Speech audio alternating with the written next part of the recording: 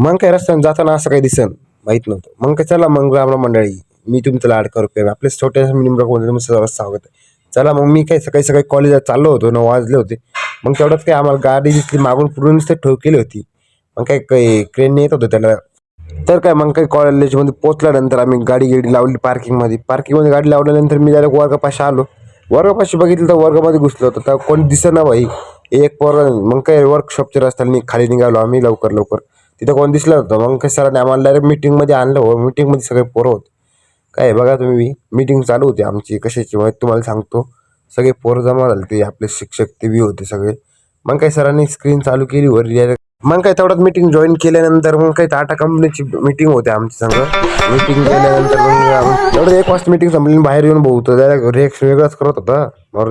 तर मग काय आपण आता निघालो वर्कशॉपमध्ये जायला. वर्कशॉपमध्ये काय काय होतं तुम्हाला बी सांगू. आता वर्कशॉपमध्ये काही नाही होणार, मी जाऊन बसणार आहे.